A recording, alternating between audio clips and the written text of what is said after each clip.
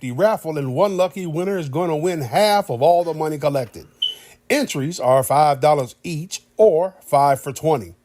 This raffle runs from now until December the 21st, and the winner will be announced on December 21st, immediately following the Alexander Usyk Tyson Fury heavyweight bout. So, cash app your entries to $JBT Network One. That's $JBT Network One. So enter early, enter often, and remember, one lucky winner will be awarded half of all the money collected. Another great contest brought. Don't forget to get your rally. Don't forget to get your raffle tickets for the raffle. Salute, salute. It's your boy BBO Boxing, aka you know me, Asiatic black man in the building with my man, the Puerto Rican Prince, and I'm in there, man, with the master of ceremonies himself, man. My man, Crush the Legend. What's going on, brothers? How y'all feeling? What's going on? What's What's good? going on, bro? What's good? What's good? So we had unfortunately, I'm sorry we had so many people on, man. We didn't get a chance to really get a cook on this, so I thought this is a better day to so getting a chance to see what Shakur is doing. Um, I want to ask you guys, what you guys think that Jay Prince is trying to keep him from dangerous fights, or how you think that's working? Because it seems like Shakur really hasn't had a really a dangerous fight yet. What do you guys think? Uh, I don't think it's Jay Prince because I think Jay Prince has some say on who Shakur fight, but I think it's really the promoters that actually make his fights. Um, Jay Prince is all about the money. As long as you can give him the money, that's all he really cares about. I mean, we see that from Jay Prince many times before. He's about his money. The better the fights is for Shakur, the bigger the bag is for Jay Prince. So I don't think he's keeping him from dangerous fights.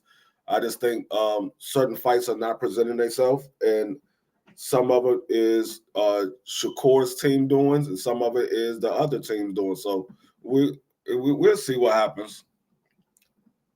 What do you think about that, Crush? Yeah, same thing for myself. I don't think it's him. Like D3 said, the promoters, and the other people, that plays their part in it. But I don't think it's Jay Prince. But like D3 said, he about the money. So yeah, I don't think it's that. But it's unfortunate that every day it seems like every week we're gonna have another fighter that we're speaking on that's not pleasing the fans. And Hmm. we point our fingers a lot and things like that. We give more people heat than others.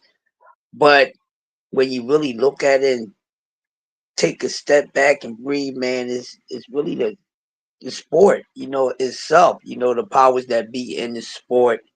Cause nothing gets approved unless it comes from up top. We know that. That's with business. So, chain of command type of thing. But it's not good for the sport right now. And it's kind of like we don't we're not really sure if who really wants to do what, because it's like it's smoke and mirrors when we see what they talking about and what people are saying, no matter if it's true or not. It's kind of smoke and mirrors, you know what I mean? It's like up and down and all over, man. So I feel that. yeah, I think it's Jay Prince. Salute the Ace, man, pulling up. The reason I brought that up, I want to bring up some news. So it's been official now that Daniel Dubois, the IBF heavyweight champion, will be defending his belt against Joseph Parker.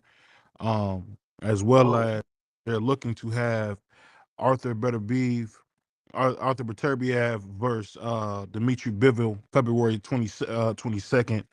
And what is that? I always mess it up. Is it ride season or I don't know? I always mess it up. Anyway, Turkey Sandwich just announced Right. those big things. yeah, Rahat season. Yeah, rehab season, whatever.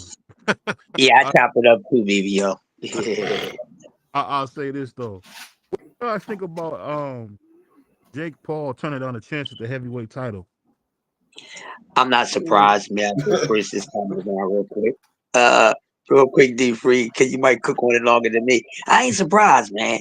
Why should any of us be surprised? We know this dude is the modern day Rocky Balboa, and any other scripted impersonator of boxing being portrayed. He's like the real lifetime Xbox PlayStation because he's playing around with the sport. So no, I ain't surprised because he know he'll get his head knocked off, man. Go ahead, D Free. Yeah, I mean, what you expect? Like I said yesterday, Jake Paul is a prospect, but he wants to be paid like he's a top level boxer. He's not ready for anybody on the top level of any weight class from 175 on up. He's not ready for none of them. I don't care if it's Arthur. I don't care if it's Bivol. I don't care if it's daggone David Benavidez or David Morrell. He's not ready for none of those guys. So for him not taking a fight with the one of the champions at heavyweight, that was a smart move on him because he prolonged his life. Because if he'd got in the ring with any one of those heavyweights, he probably wouldn't be walking around too much longer. Yeah, I get what you're saying, but I think Jake being from Cleveland, I believe he could shock the world. Triple D, the thing that kind of got me about this was that Triple D was told by Turkey Sandwich that he was going to choose who he fought next. So my whole thing is this. This is a different subject than most. I heard a really good conversation from a guy. Do you think that ducking is in boxing, or is it just us as fans kind of wanting certain fights, and if a certain fight doesn't give us those fights, we call it ducking, or are there really fighters out there ducking? What do you guys think? I think it's a combination of both. Go ahead, D Free. No, I was gonna say the same thing. I think it's a combination of both. There are guys that's ducking. There's literally legitimate guys that's out there clout chasing. Now we try to overlook it because we say, hey, these guys are in the sport of boxing. These guys ain't scared of nobody. But it's just like being on the street. You'll fight guys that you know you have a good chance of winning. But when there's a guy that might be a hard fight or might end up whooping you, you're gonna have a second thought of jumping out there. Even though you might not be totally scared of him, you're gonna have second thoughts of jumping out there. So yeah, there's guys that are legitimately ducking, but a lot of times is the business of boxing that stands in the way of some of these fights. Go So ahead, Crush. and that D free. Let me ask you, what did you think about Abdul Wahid calling out Jake Paul? Was that just clout chasing, or do you think he really wanted to fight? No, I think he wanted to put pause on him, man. Uh, I think he wanted to put pause on him, but the funny thing, Jake Paul tried to say, well, is it a height limit? He didn't feel that way when he fought Nate Robinson. So I don't know where he was trying to go at with that, but he must have forgot that he fought Lord Nate Robinson. So the reason why he said that because he knows Tank Davis is not Nate Robinson. You know, he could beat up on Lord Nate Robinson, but he might get beat up by this little dude. You know what I mean? Who's been, putting hurt on guys that size and sparring. But no, I think he was serious, just like the rest of the guys, the professionals that called him out.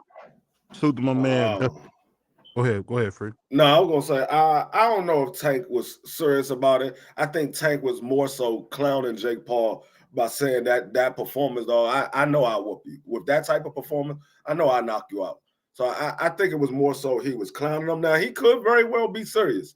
Mm-hmm. He could very well be serious, but I think it was more so he was clowning Jake Paul based off of the performance that he saw from Tyson and Jake Paul. Yeah, that's what he's basically And saying. the But reason I say that is because when you look at Jake Paul, you can tell you took it easy on him. But I guess the thing I don't understand is Abdul Wahid gets so upset when people mention his name. Why would he mention the guy from Cleveland who he said wasn't a real fighter? So I guess I just never realized. So pretty much, he's a clout chaser too. Is that what I'm getting? no, he's not a cloud chaser. Good try though. It's not a cloud chaser.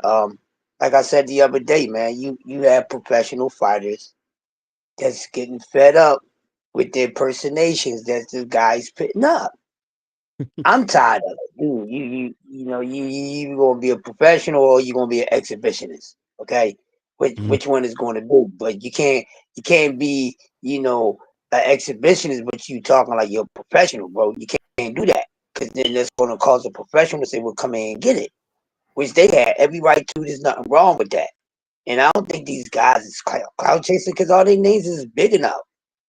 So to try to slide and say is he the face of boxing? No, he's not the face of boxing because he's not a professional fighter. So hell no, he's not the face of boxing. You know what I mean? So just in case he tried to slide that one in there again, but no, he's not the Yeah. face of boxing because he's not a professional fighter.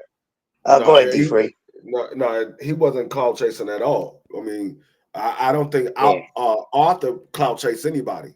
I don't think daggone Andre Ward clout chase anybody. I think those guys really say, oh, okay, you want to fight somebody who's a boxer, you can fight me. Arthur yeah. literally fights at the same weight class you fight at, or the weight class right below. And you want to fight, and Andre Ward said, well, you want to fight retired guys that's not in the sport of boxing no more? Send me the contract. I'll fight you. I think Jake Paul knows who to put in the ring with him. He know daggone well he's not ready for nobody like a Andre Ward or Arthur. So no, I don't think that Tank was clout chasing. I think a lot of these guys are just tired of seeing him making a mockery of the sport, and they like, man, we ready to shut him up, get him up out of this sport. So when you hear that from Andre Ward, who we have known, and I love Andre Ward, but Andre Ward is a very jealous man. We've seen how jealous he is of Canelo's career. Um, Let me ask you guys this: so does it kind of surprise you that Andre Ward kind of turned into that old boxer who does nothing but hate on the young guys getting money, whether it's your Canelos or Jake Pauls? Because I'm kind of surprised that he really became a goofball like that. What do you guys think? I don't think I he think jealous of any of them. I think right. the whole thing with Canelo was the one that called Andre Ward out on. Andre Ward said, "Okay, I come back for you," and then Canelo reneged on it. No, he not clout chasing anything. He's looking at what he's seeing, and he's seeing these guys are not really built like that. They claim that they're the best, but they're not really fighting the best. So I don't think he's jealous of any of them. I think like I said, he's a former fighter who fought at the highest level, never lost, and he's tired of seeing people make a mockery of the sport that he loves. Go ahead, Crush. I got a second question for Uh, you. Go ahead. yeah, he has no reason, and none of these guys, these professionals that we spoke about, have a reason to be jealous of this man. They're accomplished. They making money. You know, their accomplishments counts. His just for side sideshow Bob. Credit.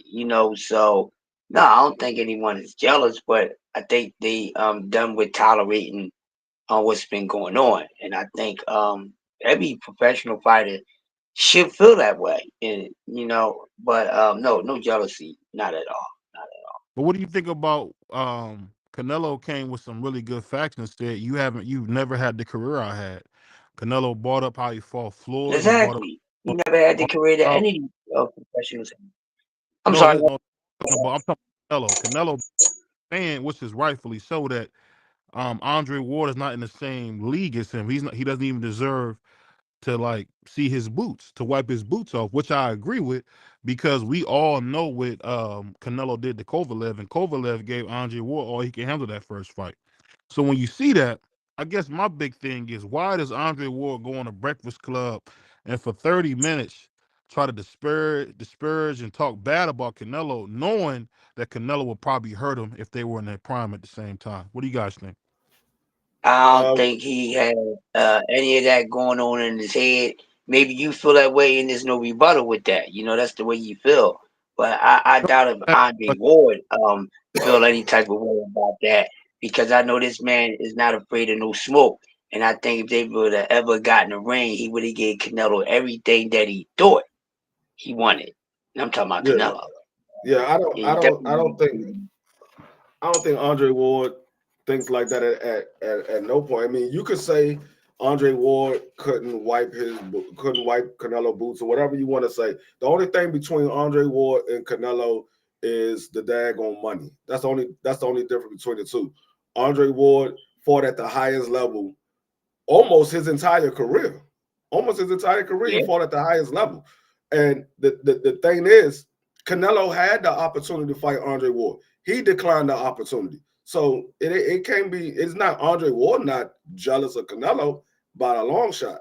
He know that Canelo ducked him. So I mean, you can't Salute be to Freaky jealous of Buck. somebody that ducked him. Um, salute to my man Tommy. I get what you're saying. For you, actually are making a. You both of you brothers are making good points. I guess the thing is this.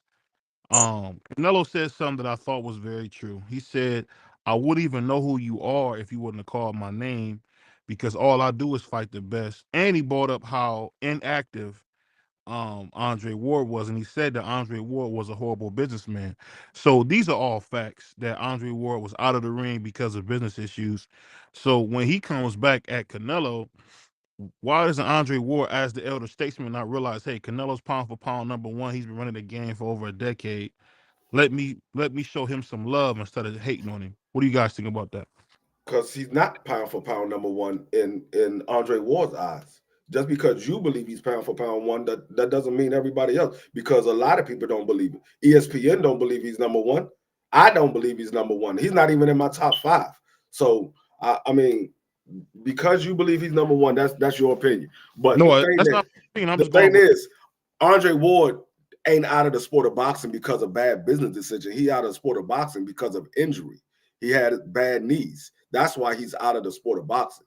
And Andre Ward said, if you really want it, send me a contract. The money's right. I get back in the ring for you.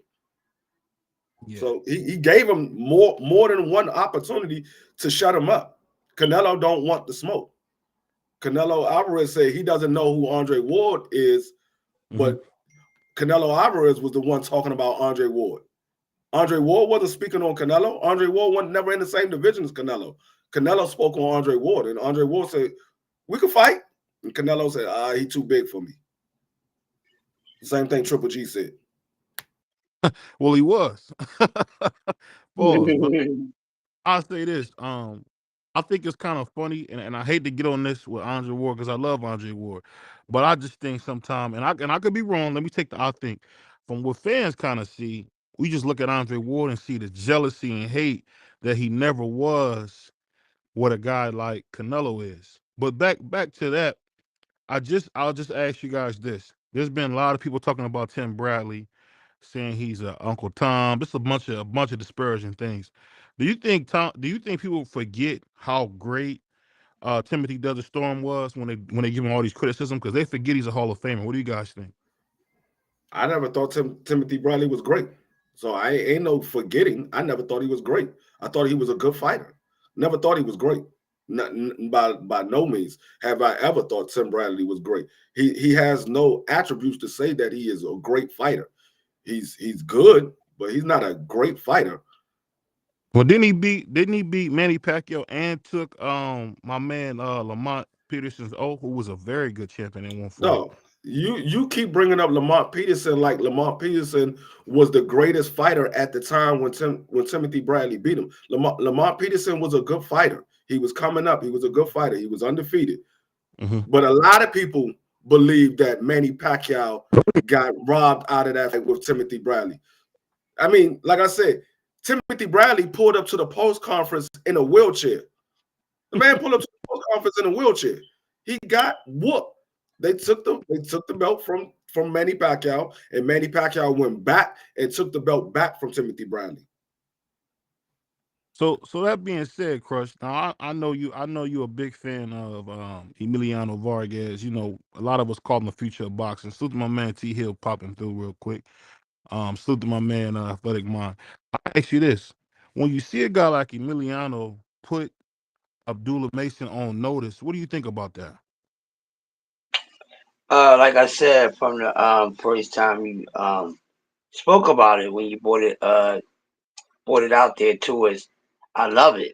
He's doing exactly what any fighter should be doing.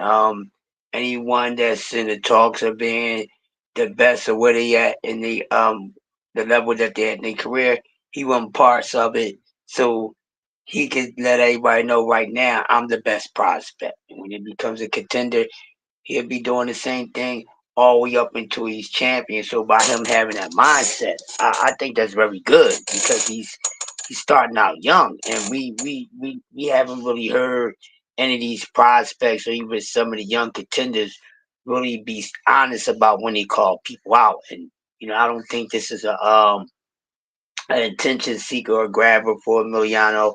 I don't think he cloud chasing. I think he mean it. And like I said, I've been wanting to see the top prospects get it down for the crown. So they been listening, they've been watching. So I love it, man. So I'm just waiting to see what Abdullah Mason is going to do and how he's going to respond. So I Yeah, like it. I ain't got a problem. yeah, I like it. The only problem, I mean, that's a great fight. Two young guys coming up in the sport, and they both are the future of boxing. The only problem I have with it is Emiliano Vargas waited till he moved out of the weight class to say something. He could have said that while he was still in the weight class. You You you you go. moved out of the weight class and said something. You ain't say nothing while So, you was there. Mums was the word when you was there. It was just you fighting everybody that they put you in the ring with. You ain't say nothing about Dula Mason when you was at 135. So that's the only part that I don't like about it. But it's still a good fight. If Abdullah Mason decide he want to move up and fight Emilio Vargas, or if Emilio Vargas wants to come back down and fight Abdullah Mason, I'll watch it. It's a good fight. but speaking of that, free, because I just seen how you just tried to do that little slick jab, man, at the young. It's the truth. Hey, I'll ask you this, Thomas Hill, man. Salute to my man X Point. Hey, Thomas Hill, let me ask you this real quick before you have to cut out of here, man. When you see D Free, purposely attack a young guy who made the initial contact, doesn't that kind of explain to you the bias that we see in boxing, where guys don't even, give guys credit for doing what we say we want them to do? What do you think? I think that the bias can be seen irrespective of what you just said took place with D Free. I think that the way people get handled, the way people get typecast, the way people get excused, the way people get blamed illustrates the bias that is predicated within the sports game, in particular boxing. Um, I like the call out. I hope that they mean it. I know that at in and around that division, Hmm. the 35 to 40, they got a ton of talent there at top rank, and it would be great for them to get the fights on. So if he's calling for Abdullah, I'm pretty sure Abdullah will be looking to respond. I don't know when they will get in the ring, but I know that when they get in the ring, it will be fireworks. We will be entertained, and someone will be the victor. And I think that they need to start right now Hmm. the spirit of competition back up again. And if you really truly want Abdullah, you feel like he's getting the shine that you deserve and that you should be getting. When Abdullah got Hmm. an event going on, show up, pull up. A lot of people got on Andrade or Andre for showing up the Canelo shot spot, but hey, he wanted to get the fight. Felt like he wasn't getting the fight. Felt like he deserved the fight. I think the younger folks should focus in on fighting one another, and they should bring back the culture of competitive matches. And if you lose, you pick yourself back up and you fight your way through the circuits and get back at them. And I like that. So, I mean, I don't think D3 illustrated bias, but I think if you look at the scale of things, you could see bias all in around. And some biases is cultural, some of them is promotional, some of Hmm. them is just, you know, uh, a matter of opinion, and some of it is just troll. But Hmm. I think that within each fighter, you've seen that they are human, and in human, you're gonna be subject to error. You might even be prone to make mistakes, but it's how you pick yourself back up. And I think that in that match that Abdullah felt a little bit of trial, a little bit of tribulation, he got himself back up and he immediately rectified the situation. So now that the call out is there, rectify that situation. Let's make them fight, baby. So I'll ask you this, X. A lot of people don't remember that the reason Longest Lara got that fight with Canelo because he jumped on stage. And people don't realize this, but ever since then, Canelo has made it his business to have armed security to make sure guys can't jump on stage. So if you notice that when Boo Boo Andre was speaking to him, he's speaking to him from a distance because Canelo could not have what happened with Lara. Where Lara got up there and grabbed his genitals and told Canelo how much of a female dog he was. So speaking of that, when you see a guy like Emiliano Vargas kind of put Abdullah Mason on notice, and then Abdullah not answer, does this kind of let you know that that's kind of worry you that maybe Abdullah's maybe afraid to take a challenge like that? What do you think, X? I don't know. I didn't even know he called him out, but being as though that's the case, I hope he was keeping the same energy before Abdullah Mason got dropped in his last performance, because that's all it was. He absolutely dominated that dude. Other than that, maybe Emiliano, and I like Emiliano. I think he could really fight. I think he's competitive. But I wasn't hearing him say too much about Abdullah prior to that, and I could be wrong. Maybe he was, but I just hope he's keeping the same energy. Now, as it pertains to Abdullah Mason, I don't know what he got going. I don't know. I don't know if that's how he played. Maybe he's one of them dudes who stay quiet. He do all his talking behind the scenes, and he'll get it done. And the contract and all that, he'll do that behind the scenes. He not really much to talk in public. Maybe he's like that, or it could just be he not. He don't know. He don't know that the man calling him out. But I'm sure that's not the case, because I'm sure he got social media, so he's seen it. So being as though that's the case, the boxing fans, the boxing world want to see him respond, and I think that's a fight that could happen. They both on the same playing field, but they do have a promoter who has constantly told on himself, saying that he basically protects his fighters. Hmm. He basically said that. Yeah, he said that plenty of times. But So I I don't. ask you guys this. Just this is just a question. I could be wrong, but I'll ask you guys this. Do you think that in order to get some of the big fights, we got to go back to how it used to be, where guys would come in and be persistent, maybe even be violent if necessary to get a fight? Because one of my favorite press conferences, I don't know if you guys remember this, there was this kid named Keith Thurman, and Keith Thurman was it, and I believe the great Polo Malignaggi was in the crowd, and he said, "I'm coming straight for you, and don't duck me, son." I don't know if y'all remember that. Don't duck me. My thing is this: when you see these new fighters and you don't see them calling each other out anymore, does that really kind of bother you guys? And I'll start. Everybody can start, but I'm gonna start with Thomas first, just because I know he's out doing something. But what do you guys think? Because for me, it's kind of weird to see that you don't see that same energy that you seen with a Keith Thurman or even a kid. A lot of people don't know him, a guy named Errol Spence, where he was willing to go fight, a monster in Kell Brook, over there in the UK, and you had him with the famous chocolate brownie line. And really, I honestly thought that um Kell Brook would have put his foot in Errol's butt, but he didn't. So, what do you guys think? How come we haven't seen that same kind of energy as we seen as the previous generation? What do you guys think? Importantly, I think it's because the perception that if you lose, you get set back greatly. And the way that promotions now hold the O and the quest for a belt, it almost like takes risk out of the thing. The one thing about it is every time you get in that ring, you take a risk. So that should be in line with your life. It should definitely be in line with your career. You're risking everything every time you step in that career. I think that more importantly, they got to start stepping outside of their promotion and do what it is. But I got to go. Do you think? But what do you guys think? I Because think I it has I a lot to do with the promotional. I think it has a lot to do with the promotional companies.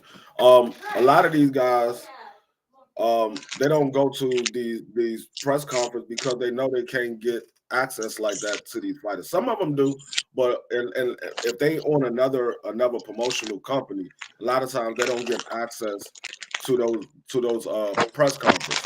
So they don't have the opportunity to get in the ring or make a scene at the press conference like that. But I mean, I think regardless of that or not, I think if these guys really want to fight, the fight is going to happen. If they really want to fight, I think it's all about the fighters. If they really want to show everybody that they're the best, they're getting the ring. You don't have to call nobody out. You know who's the top level fighters in your division or around your division. So if you want to prove that you're the best, you'll get in the ring with those guys. some I was wondering, and this I'm not gonna name anybody, but one thing I've noticed sometimes, especially in the YTBC, have you guys noticed that it seems like people like to cannibalize each other? And I seen a guy I really really like today pretty much crash out, and I'm just wondering to you guys, this is just a thought. Do you guys think that we're seeing pretty much the disintegration of what we thought a man was? Because some of the stuff I'm seeing with a lot of men in general, is almost very woman-like, you know. And I'm just wondering, do you guys think overall that we have a problem in our society? Men are not men anymore. What do you guys think? Uh, yeah, I can see what I you're think saying. my Go bad. ahead, you got it. No, you good. Yeah, Go ahead. yeah, yeah. I'm. Let me just, cause I never even got to ever talk about this on the platform. Yes, bro. The world is sissified.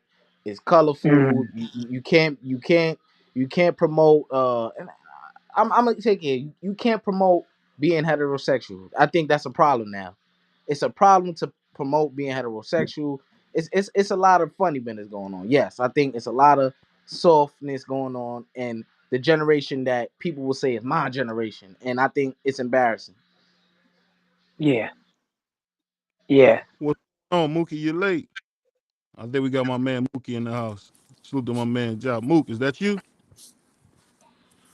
Man, I'm Jaja with the knockout, man, but I don't know about that Mookie business. But yeah, what's up, family? Oh no, man. Hey, you So, know, speaking of that, you were. Hey, tell them that funny story how you didn't let them that dude know you was a boxer when you was doing security. Man, tell us that story real quick, man. We gotta hear that story. Free, listen to this. Nah, man, but he played around and found out. You know what I mean?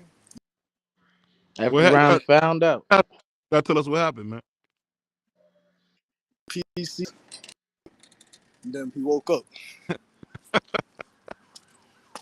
Well, well, the reason I say that Free and Crush and X and John is because I really think what we seeing from our society is really bleeding over into all sports. We got a guy like Noah Lyles. I think the man where's I think he paints his fingernails and things of that nature. I'm just wondering, is that bad for our young boys growing up to see men in such a feminine light? What do you think? Yes, bro. Yes, bro. I guess Yeah. I get worried, father. When you see like just men in general being more woman like, does that ever bother you, man? don't bother me. That's something Uh, else. uh, That's another yeah, I'm problem. gonna say it don't bother me long as they keep it to themselves. They don't come my way with it. I'm cool. No, what I'm saying is now you're starting to see it used to be just like a rock star thing. Now it's like a full blown like people I just mean, love it. it's always been there. It's just it's open now.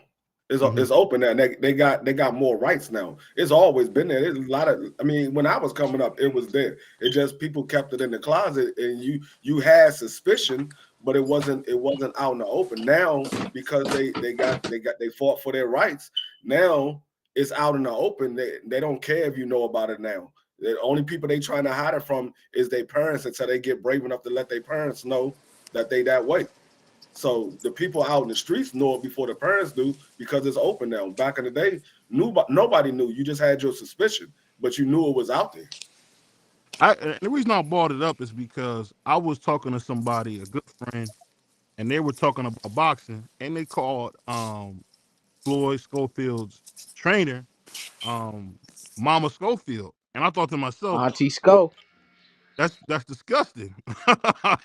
I didn't know where that came from, but I'm just saying, Free. It bothers me that's really been the name. I mean, I don't care for his accent, but the fact that he's going by Mama Schofield, he was something that he just had no Auntie problem Sco. with Mama Schofield.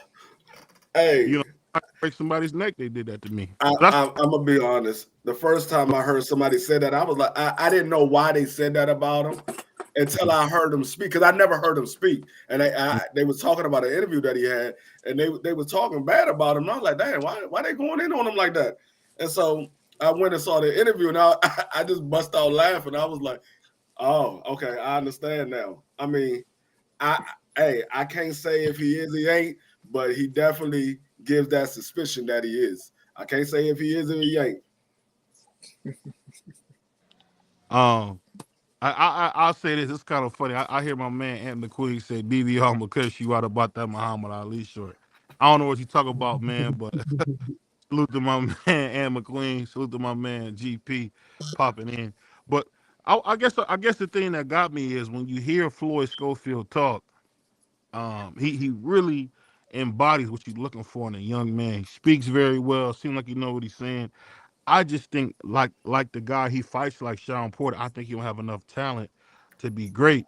So speaking about him possibly fighting Shakur, how do you guys break that down? Because I think that Shakur is really going to have a field day with him. What do you guys think? Um, I I don't know if he had. I ain't gonna say he doesn't have a chance. I think he does have a chance of beating Shakur. Do I think he'll beat Shakur? No, I don't think he's experienced enough to beat Shakur. What I do like about the individual who's starting to grow on me as you speak. Um, he said it don't matter about the money. I don't care if they try to lowball me because once I get the opportunity, I'm gonna try to capitalize on the opportunity. I don't care about the money. They want to lowball me so big. I know if I go in that ring and I beat them, now you got to come see me. We make our demands. So that's what I like about him. He's not worried about the money. Now we'll find out if that to be true or not if they get an offer sent and they say, hey, the money not good enough. I'm gonna refer back to that interview that you did and you said it wasn't about the money. You don't care if they get low ball. You want the opportunity. So that part I like about him. Do he has a chance? Yeah, he got a chance. I don't think he'll be able to beat Shakur. I don't think he's experienced enough. I think he's a little too reckless. And I think he's tailor-made for Shakur. He's too reckless and he leaves himself open too much. That was the reason why he got cut. That's the reason why you see him in fights and it looks hard for him because he leaves himself open too much. Shakur is a defensive type fighter, and Shakur is looking for the counter punch. He likes the counter, and if you leave yourself open, Shakur is going to capitalize on that. So I don't think he's seasoned enough for Shakur. But hey, he want to get in there, so be it. I love to see the fight because he could pull off the upset. I definitely agree with that. So my man being in boxing, he said the man said if you ever call him that to his face, he will punch you right in the face. Um, I didn't hear that. But I guess my whole thing is, whether they calling him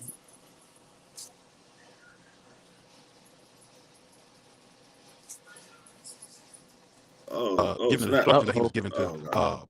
Floyd Schofield, because I thought that stuff could have worked better if he was fighting better. But I guess my only thing is if he's getting dropped by a dude like that guy he fought, do you guys think this would be a chance for Shakur to kind of make a name for himself and knock this kid out? What do you guys think?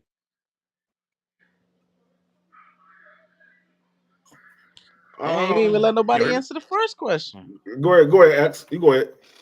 Hold on, can you hear me? Can you hear me? That's Yeah, BBL I, mixed yeah, up. I can hear you, X. Go ahead. Yeah, I agree with you saying, free.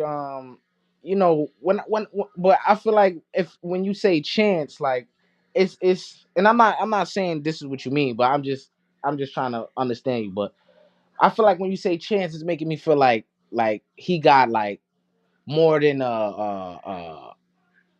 maybe a 30-40% chance, and I don't think that's the case. And I'm not saying you saying that, but I think this fight I agree that he not experienced enough. He make a lot of mistakes. He still got little ticks that he has that Shakur would expose. I mean, take advantage of. He's just not ready, man. He's fought nobody of the level of Shakur Stevenson. Nobody even substantial enough to his talent level where they could challenge him. Um, and that's not to say just because your resume not one where you can't beat somebody. I'm not saying that, but I just think that as it pertains to him, it will be very important against Shakur Stevenson because it's a lot that we've seen in his last fight and fights prior where it's just like you're gonna have to really bring something like dynamic to the ring against Shakur, and I don't think he got nothing of that sort. So I don't think it's a competitive fight. I don't even want to see it. I think it's like laughable, but Shakur's been struggling to find an opponent, so I guess. Yeah, no, I agree with you. The only reason why I say I wouldn't mind seeing it is because I know Schofield is going to go all out. He's not going to just let Shakur take the fight and do nothing about it. He's going to try to fight Shakur. Will he be successful? Who knows? But I think he's going to try to fight Shakur. He got dog in him. I just Yes. don't know if it's a Rockwaller or if it's a Chihuahua. But he got a dog. He got dog in him. So Yeah. I think he's going to come in there to fight Shakur. I don't think he's going to let Shakur just sit back and pick him apart. I think he's gonna make Shakur have to actually work for it. But I think Shakur, like I said, he's too seasoned for him. I think Shakur's an Olympic silver medalist, and I know we speak about the amateurs a lot, but the amateurs does make a difference because it develops your skills. So when you have that amateur pedigree and you was able to develop your skills, once you get to the pros and you start fighting on the highest level, now you're perfecting your craft and you're in there with different styles, so you're able to see more than the guy that don't have that amateur background, who haven't went to the Olympics and seen guys from other countries and fight. So that's why I don't think he's experienced enough, because he hasn't fought on that level.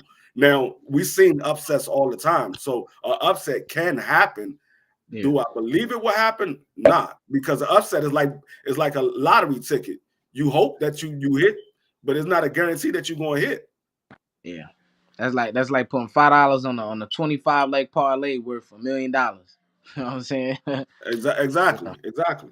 I think the thing that's so crazy about the whole thing is that when you see Floyd Schofield, I gotta say this about him.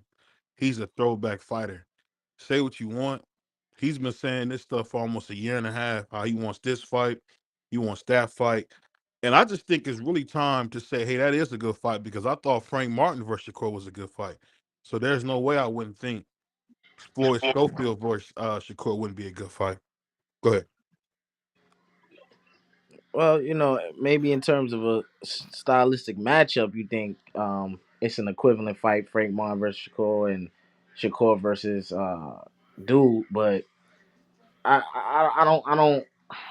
don't know. He has much more to prove, and maybe you could say the same thing about Frank Martin, I guess. But Frank Martin fought considerable competition. Not the best in the world, so to speak, but he fought, and as himself being a prospect at the time he fought another prospect to, bring his name up more. And uh, what's his name hasn't done that yet. I forgot his name. Schofield, excuse me. He, Schofield. he hasn't done that yet. So Yeah. it's, Um, Let me ask you this, Jock. Seeing Floyd Schofield fight, he kind of talks like you talk about fighting, where he just wants the opportunity. Do you think with the opportunity he can actually do something to maybe slow up Shakur, or you think it's just a total mismatch? It's a total mismatch. He don't stand a chance. For me, but as of right now, he just not there. He need to fight more. You know what I mean? And he just got a lot of things that he need to fix for me, but defensively. But if he fight Shakur right now, he might get stopped but Shakur know that he green. He real green. Hey, for my man being in talking about throwback fighter, he over here crying. Um, I'm just saying, I keep hearing Floyd Schofield say it don't matter about the money. I even heard the man go as far as to say, I'll donate my purse. For me, it's about greatness. I think he's the first fighter who's not under that Floyd Joy Mayweather spell, where they think that legacy don't matter. Because at the end of the day, you're gonna spend the money. The legacy lasts forever. So I guess my whole thing is, and the reason I keep talking about this fight, because it really intrigues me, because I actually think it's a little closer than people think, because I did see Sean Porter give Danny Garcia all he can handle.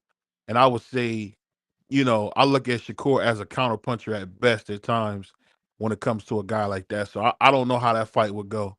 But That was speaking of that, Schofield. He don't have the power, but he don't have the power to make a difference in the fight. You know what who I mean? Shakur? No, but Schofield. Oh, okay. I mean, Okay. He don't have the power. he throw like a lot of punches and bunches, but Hmm. at the same time, if you don't got no thump, Hmm. but you're not like really going for me to do too much. But You feel me? But score points and whatnot. Feel me? But Shakur, he gonna want him, but to come in, but to come forward and just but try his hardest. You know what I mean? But feel me? But feel me, the skill is gonna outdo the will. Saying basically. So my question would be this, guys: when you say that, what do you guys think about a possible fight between Tevin Farmer and Shakur? How do you think that fight would play out? Because I feel like Tevin Farmer put on an amazing performance against Cepeda. You think wouldn't that be a good return fight for Shakur to fight a slick fighter like Tevin Farmer? What do you guys think? That's a more competitive fight. That's a Yeah, better fight. That's a fight that Shakur can literally lose because Tevin Farmer is a veteran and Tevin Farmer's been in there with top level opposition. So that's a fight that Shakur can lose. I think Shakur will pull it out, but I think it's going to be a tough fight for Shakur because of the style that Tevin Farmer fights. I don't think he's going to be as easily hit as somebody like a Schofield or a right. Williams Zepeda. I don't think he's Hmm. going to be that easy to hit. So that's a more competitive fight that Shakur can possibly lose that fight if it doesn't go the way that Shakur plans it to go. Yeah, that's a good point. What do you guys think? Right, for me. But I agree with D3 because with Tevin Farmer, he gonna force you to fight back at the same time, be real defensively responsible, and he's the type to make you miss and make you pay. You know what I Right. mean? And he gonna force Shakur to fight. And for me, I don't think that Shakur could do like that boxing and running because for me, Tevin Farmer, he's good at cutting off the ring too. For me, like, that's another thing that for me I like about him. But it'll be a good fight, a way better fight. So like D3 said, it'll be a way better fight. What you think on the X? I think it's stylistically it's a boring fight. Um, it won't be as action packed as the fans would like, but if it does happen, I think Shakur wins. I think he's a better offensive fighter than Tevin Farmer is. You know, despite Shakur's shortcomings in his last couple fights, I think in this particular fight, Tevin Hmm. Farmer's not a big puncher. He's not gonna pursue Shakur. I see Shakur pursuing him. Tevin Farmer is not a fighter who pursues somebody. He doesn't walk people down. He doesn't try to, cut off the ring. If he has Did to, you he see his can. last fight? If Yeah. he has to, he can, but he's Okay. not gonna do that against Shakur Stevenson. I don't. It's just not gonna happen, in my opinion. I think he's just Shakur. While I think he's better defensively than him, I think offensively he's better, and I think he'll show it in the fight. Now Tevin Farmer does have really good defense himself, so Shakur may not have it may be another fight where he's not his best offensive self, but Hmm. I still think he'll be. I still think like he'll be able to hit Tevin Farmer more than Tevin Farmer be able to hit him. And I get what you're saying. My only thing was I seen Tevin Farmer walk Zepeda down. Shakur And Stevenson is not Zepeda, bro. That I don't. no, I I'm don't. just saying You shouldn't I even was bring that up. no, I would say that I'm saying that because I think Zepeda might be a bigger puncher. That's why I brought that up. And the way he was walking him down, I'm wondering if he brought the fight to Shakur, could he possibly knock him down the same way he did Zepeda? That's Oh just be my God. question. That's be my question. Because then he did the same thing against Maritala. He made Ray Maritala look very, very ordinary in there. So I'm just saying, I think TF brings a whole different type of skill to the ring. And I think that would be a good fight for Shakur than him Yeah, fighting really any of those guys that he's talking about fighting because this will let us know where he is. And I say from Tevin Farmer, you go right into the tank fight. yeah, And that would give I us I agree with go you. ahead. No, Yeah, I was and gonna say then and I you give agree us with the you and you give us because a triangle theory to see how he does, how Zepeda did versus Tevin Farmer, how you do versus Tevin Farmer. no, Tevin Farmer is a great gatekeeper. Go the, ahead. My bad. no, I was gonna say I agree with you because the thing is, Shakur never fought the style of a Tevin Farmer. He never Yeah. fought that style. I mean, I think the closest person to that style might have been Jamel Herring, but Jamel Herring was washed up. I mean, Jamel Herring Yeah. wasn't the same Jamel Herring that fought early in his career. But Hmm. I mean, What? regardless, The fuck? Shakur beat up Jamel. When Shakur fought Jamel Herring, he wasn't the same Jamel Herring that fought early in his career. Yeah, I That would got like to his. hear that, but go ahead. No, I'm just saying he wasn't. He wasn't the same Of course. Jamel Herring.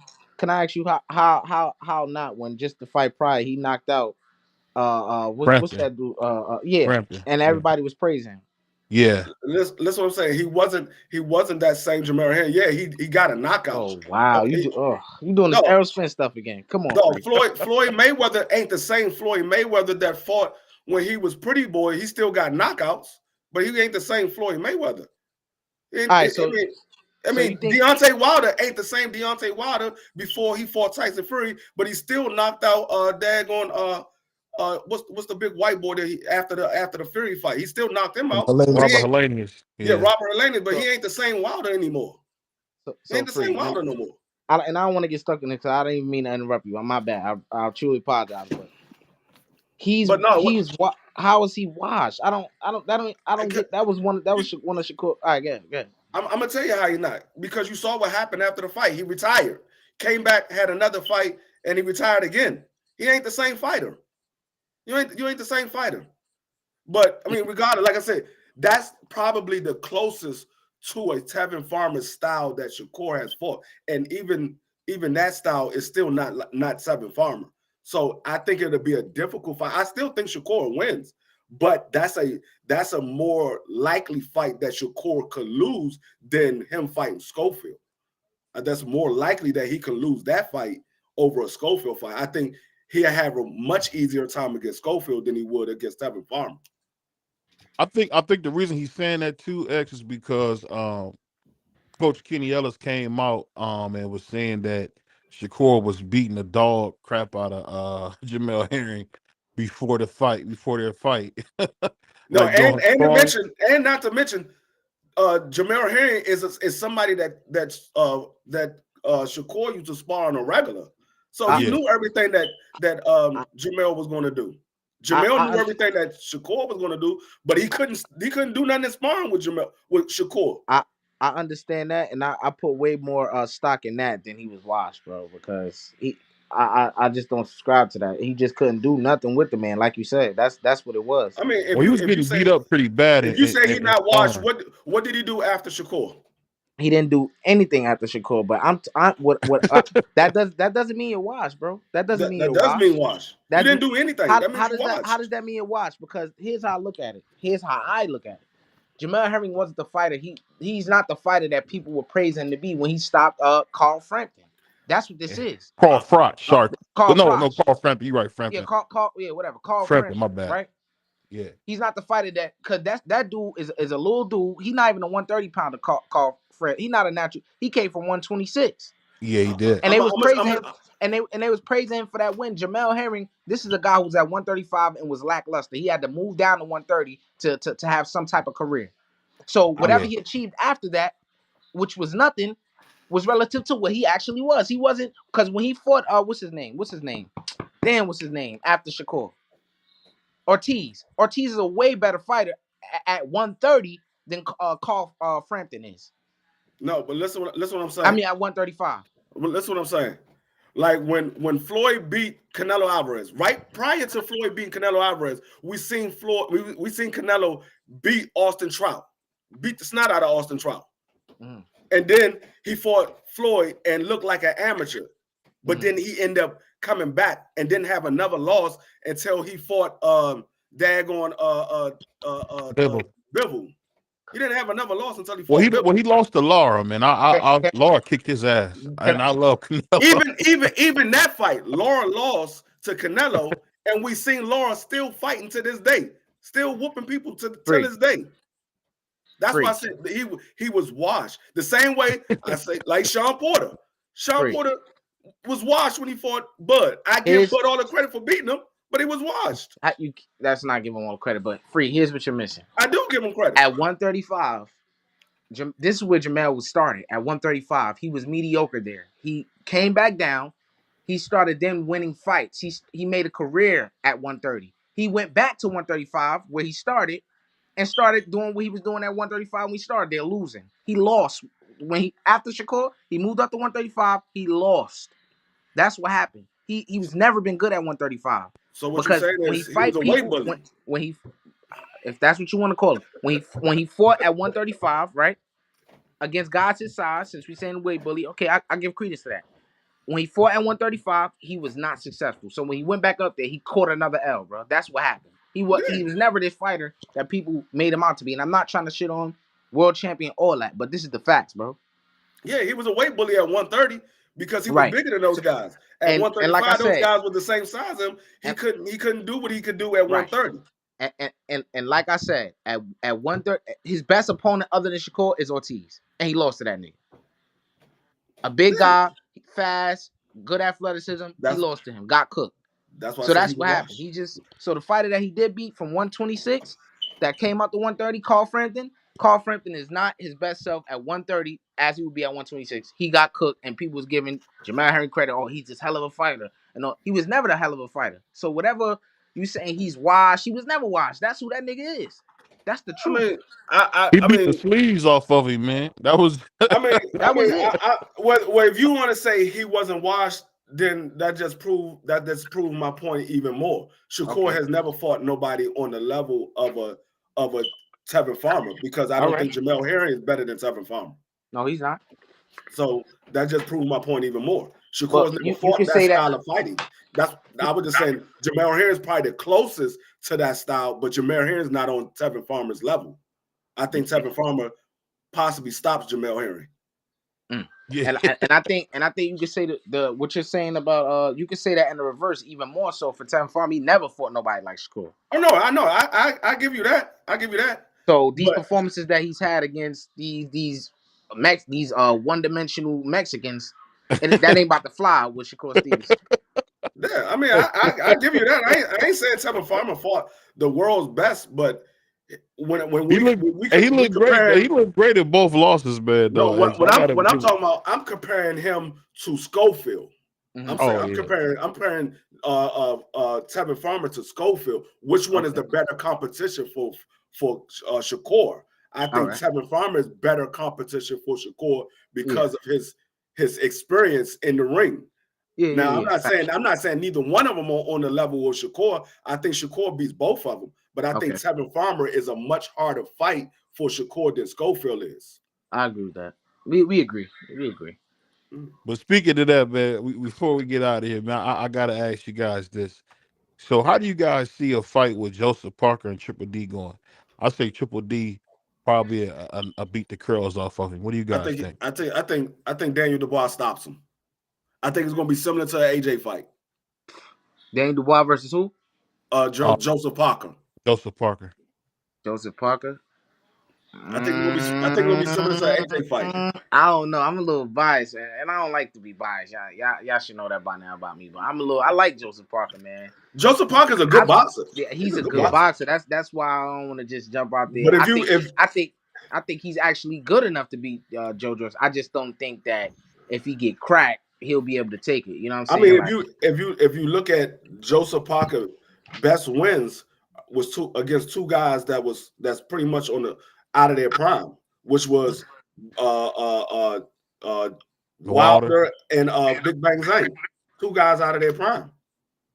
Man, listen, man, but Dubois, he have gotten too good lately. You know what I mean? You gotta respect that. Feel me? Yeah, I think Dubois gonna stop. His greatness and his skills is there, his composure is there, and his punch placement is there. And for me, but Joseph Parker, like you said, but he fought people who was out of their prime for me during his biggest fights. So, but I think Dubois stops him. I mean, who really is? You know, Daniel Dubois is the only one in his prime. So, you know, that's another reason why I think he stopped him. That's another reason. I think Herkovich is too, and he beat the sleeves off Herkovich. Daniel is would we can still consider AJ in his prime? I don't think so. He just no, he's washed. You know, so most of the heavyweights are not in their prime. So I don't think that's something you can hold. But I get what y'all saying though. This guy's in his prime, Daniel Dubois. He looking. I ain't gonna lie. He looking unbeatable right now. You know, after what I seen. I mean, it's AJ, but I'm not trying to say AJ trash, but you know, it's certain things with AJ. He talented, but it's certain things, man, right? And Daniel Dubois did his thing, but I would like to see this fight though. I ain't gonna lie. I'm gonna tell you a reason why I think Daniel Dubois stops him, because Daniel Dubois fought a style similar to Joseph Parker, and a lot of people believe that he won that fight but it was a bad Usyk. call on the referee, the Usyk fight. It was a bad call on the referee, and a lot of people believe that Daniel Dubois should have got that win. That should have been a knockout because Usyk didn't get up in the 10 count. They gave him. They said it was a low blow, and they let him sit there for 5 minutes. So he fought that style before and had success against that style. So I don't think Joseph Parker bringing something that Daniel Dubois has never seen before.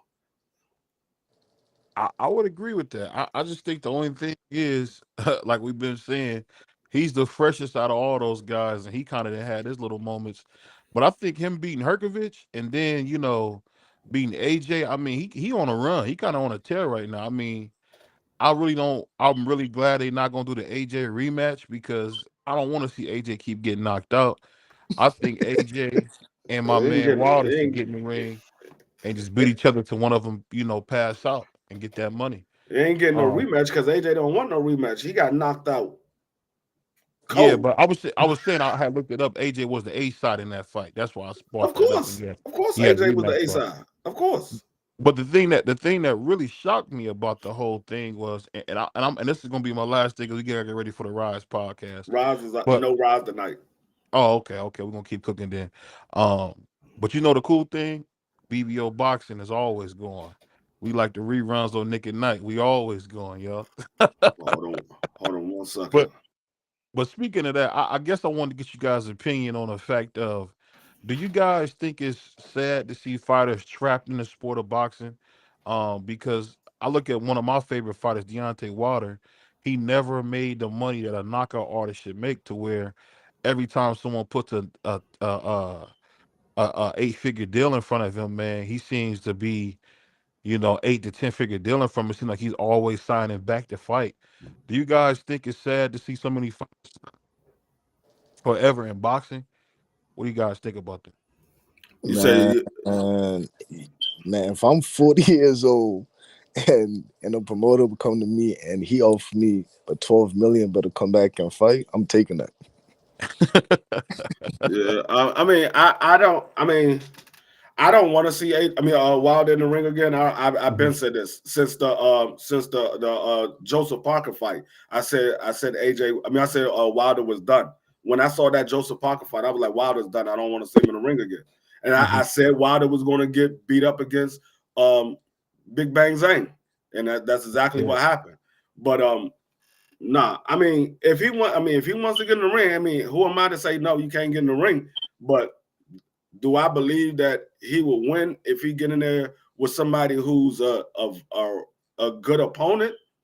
Probably not. He probably won't win against another good opponent. Like right now, I believe AJ probably can stop Wilder right now. Now you asked me that like 5-6 years ago. Nah, AJ ain't had a chance with Wilder 5-6 years ago. Yeah. But And, like, and and I'll ask you guys this because X and Ja both are fighters. What do you guys think about once you lose your older, you kind of lose that sense of being invincible? Because I noticed that Wilder hasn't looked the same since he lost that happy-go-lucky, I'm about to come in here and give you this Alabama power. We haven't seen that. And the same thing with Joshua. We really started to see it again after he had a string of nice fights. But when I look at those fights that he won, they were all soft touches. Jermaine Franklin, I think that was his name. Jermaine Yeah. Franklin, easy work. What's the big scary African dude? Francis Ngannou, easy work. Um, Deontay Wilder really took some tough fights. Parker, then to go right in there with Zhilei Zhang. I think that's why you never seen, Wilder get a chance to get that back. I'm just wondering, like, do you guys think confidence goes a certain way once you lose a fight? What do you guys think? I No, mean, I I think mean, for Wilder, it was his age. I don't think it was his confidence. Wilder always had the confidence. I No, no, think it I'm not was talking about Wilder in general. That's what I'm saying. I'm saying no. fighters when they lose they O. When they It, it, lose they it, O. it thing, depends but on the fighter. It it depends on the depends on fighter. who you are. You feel me? But it depends on the type of person you are. Because for some people, but a loss is but detrimental. Saying but a loss but could just tear you apart, leave you depressed, and leave you for me just for second guessing yourself. Saying in boxing, like so when your heart go, for maybe your mind go with it. You know what I mean? So for me, it really depends on the type of fighter we are. For me, but some might lose, and for me, but just get more motivated by it. For me, just want to get more. For me, just to get back on that road. But like for Deontay Wilder and Anthony Joshua, but that would be a perfect retirement match for both of them. You know what I Right. mean? Crazy thing with the promotions, and for me, they both just would go in there and give it a all and make one big payday and just walk away because there's nobody else but for them to fight anymore. You know what I mean?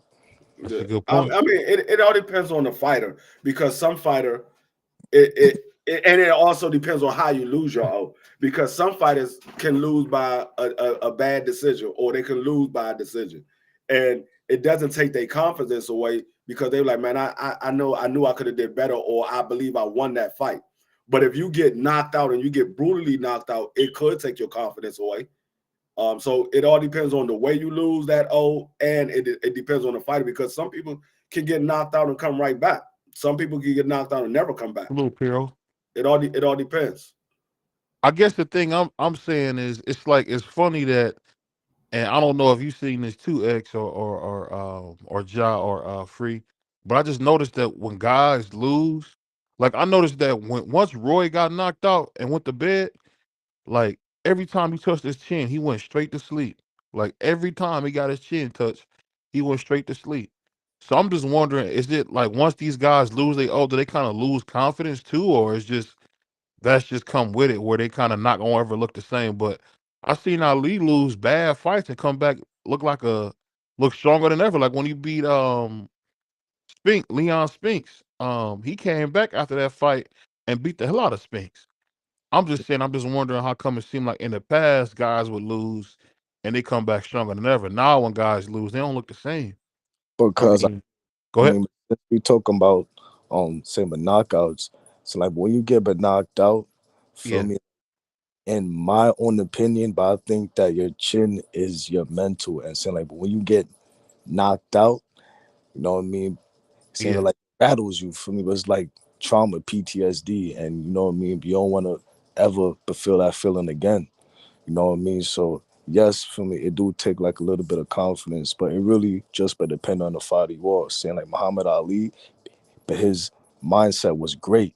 And look, you could throw like a mountain at him, bullets at him. It don't matter what you throw at him. He gonna stand there and fight, and that allowed him to, for me, have a strong chin. But you got like Anthony, but Joshua, who for me, but got embarrassed for me being Andrew Ruiz fight. It changed him and totally for me. But I don't care like what type of simple good fights he had.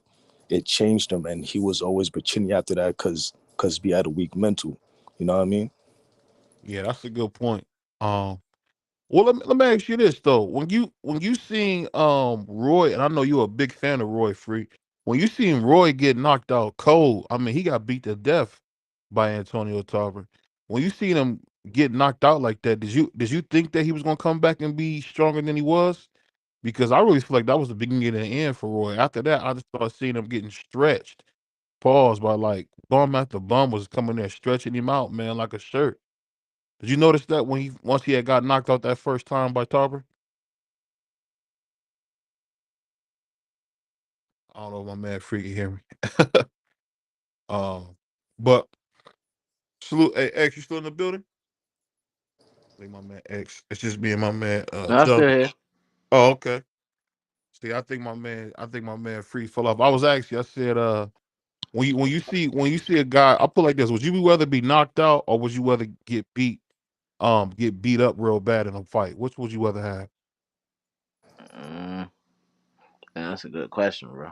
See, I'd rather get knocked out. I think. You? Yeah. I wouldn't think you would say that. So Man, because I'd rather get beat up because like I feel like it's easier for somebody to say, "Oh, you got knocked out," Hmm. instead of, "Oh, you got beat up." Like it happens in fights. Niggas get beat up in fights. Like it happens. And sometimes it be opinionated. Sometimes you ain't get beat up as bad as you thought. But in terms of what you talking about really get beat up. So yeah, I'd rather Yeah. somebody say that about me than a nigga knocked you out, bro. Like you know what I'm saying? Like yeah, that's me. like So let me but ask you guys this. Go the ahead, fight go ahead, John. for me, so me, but I'm coming. Pause. Oh, that was crazy. You know what I'm saying? I'm looking for the knockout. You know what I mean? So like, so my mindset is you knock me out or I knock you out. You know what I mean? And for me, I don't know. For me, I'd rather be been knocked out, but I went out of my shield. You know, said I'm a warrior. Yeah. And the reason I said that is I remember you was saying what we had Coach B Norman up here, and you was saying how you coming, usually when you get touched, you coming. Pause. Pause. I think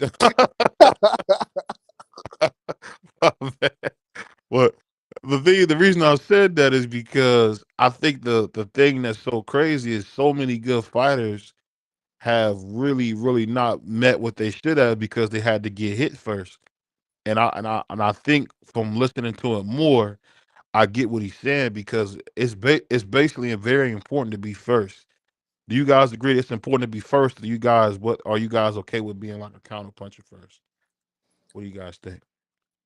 Same. I like being first, but same with sometimes it just but depends on the type of fighter that I'm fighting. I'm not necessarily waiting before a punch, but every single time I fight or say I'm sparring or any of that BVO, like come on, man.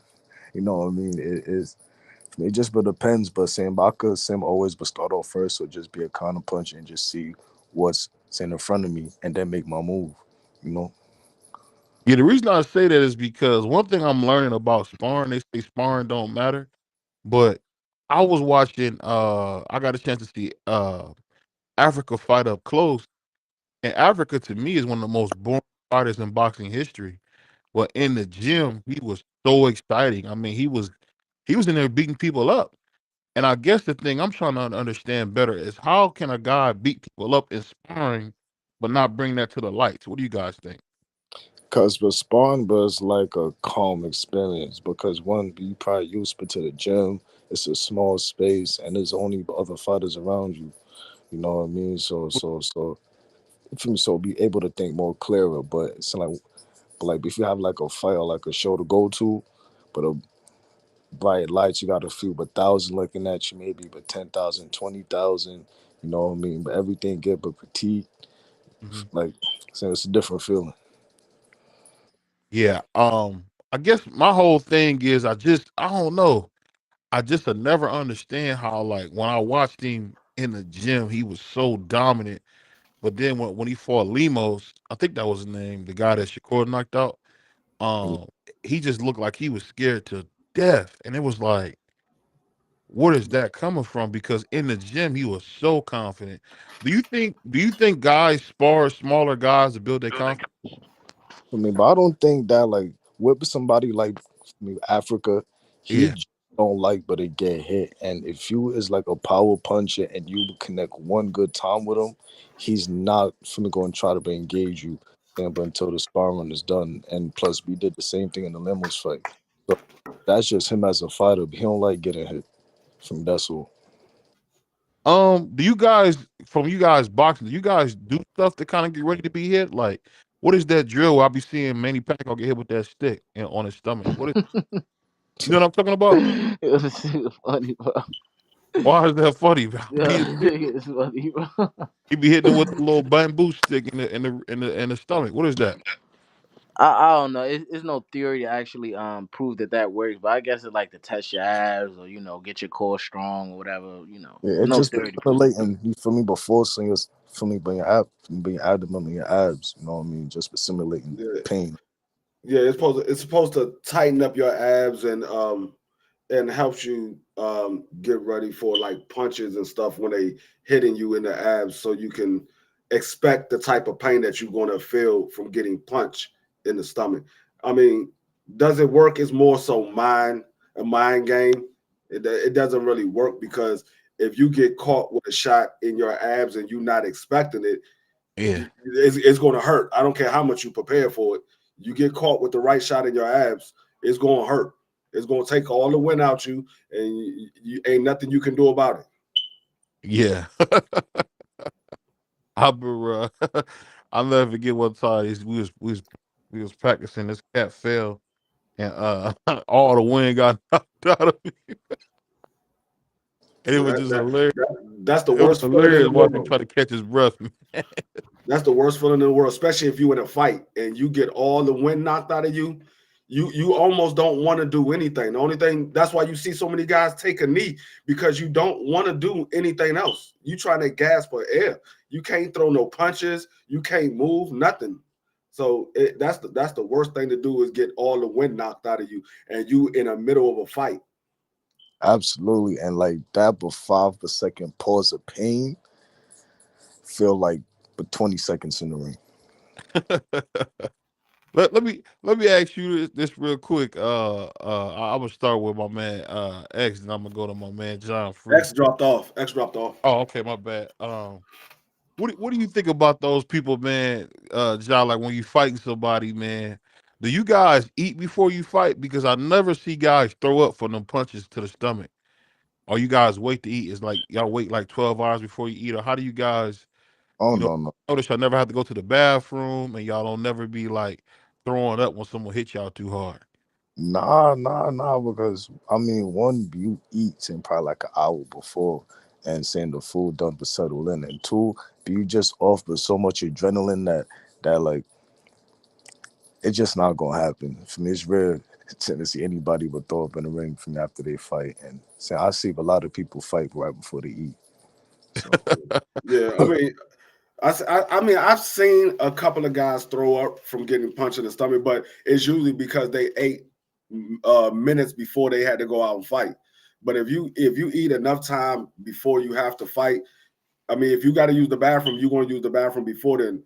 When it comes to drinking and stuff like that, you sweating all that fluid out you, so you ain't going to have to use the bathroom from drinking because you sweating all that stuff out you. Oh, okay. I never knew that. I always wondered how that worked because I remember they said that's why I want to say it was Roberto Duran didn't want to use the bucket because he didn't want people to think that Sugar Ray Leonard beat the S out of. It's just like basketball and football players. When they playing football, they constantly drinking water on the side or Gatorade on the side. You don't see none of them going to the bathroom. If they do, it's probably at halftime or they probably sitting on the sideline and the camera's not on them. But you don't see them having to go to the bathroom. They're usually just standing there on the sideline. Yeah. Salute to my man D for the win.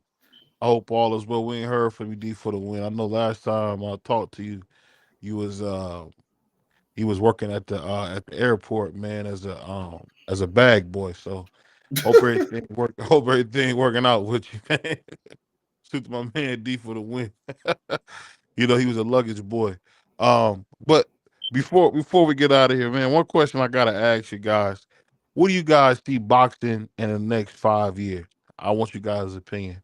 What do you see boxing going in the next 5 years? Because one thing I would love to see PBC and Top Rank merge. Because I think if you want to control American boxing, all you got to do is grab the PBC and grab Top Rank, and I think Golden Boy are fall into place. What do you guys think about that? Um, in the next 5 years, I don't know if we will ever get that. Uh-huh. It will be great if we do. I mean, we don't. They don't even have to merge if they can be under the same umbrella. As far as network, I think we'll get a lot more Who's my fights brother because they're Hardcore? fighting on the same network.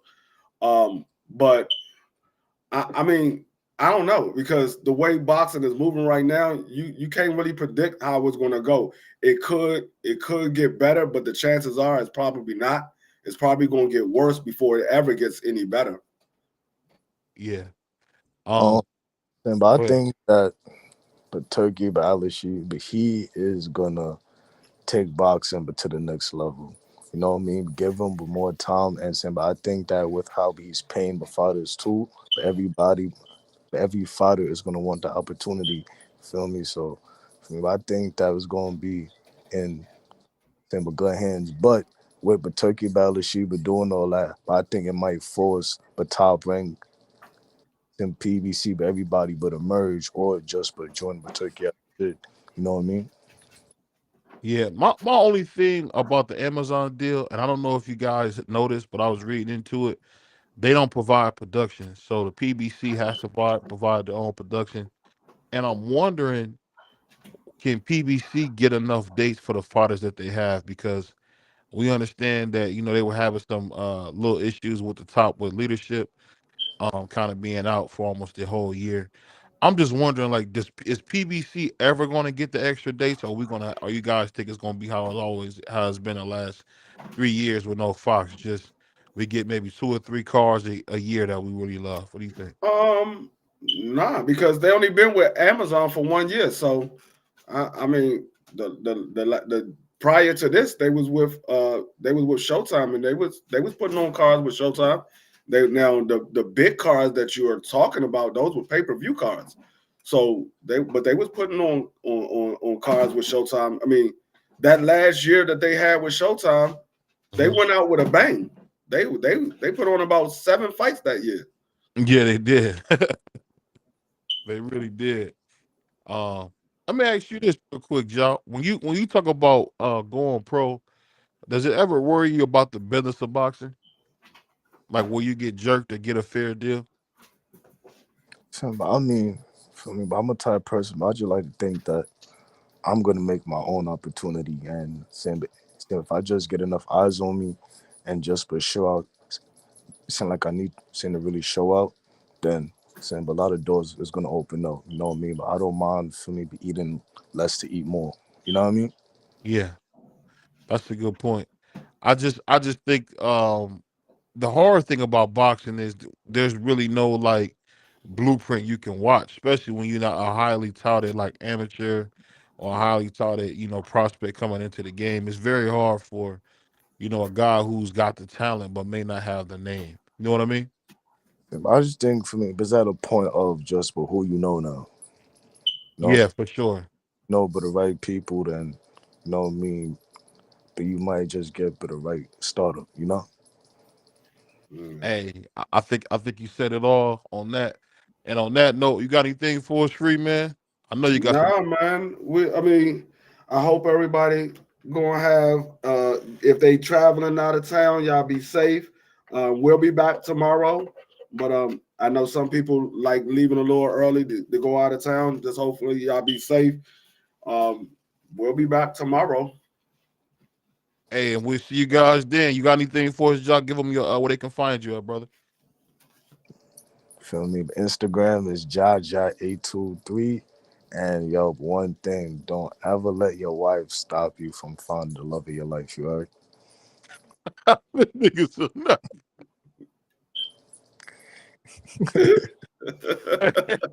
On that note, we gonna play the commercial, man. This dude's a nutcase, man.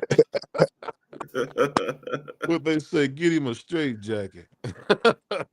Here we go. BT is giving away a bag for the holidays. That's right, a bag for the holidays. We're holding a 50-50 raffle, and one lucky winner is going to win half of all the money collected. Entries are $5 each or 5 for 20. This raffle runs from now until December the 21st, and the winner will be announced on December 21st, immediately following the Alexander Usyk Tyson Fury heavyweight bout. So, cash app your entries to $JBT Network 1. That's $JBT Network 1. So enter early, enter often, and remember, one lucky winner will be awarded half of all the money collected. Another great contest brought to you by the JBT.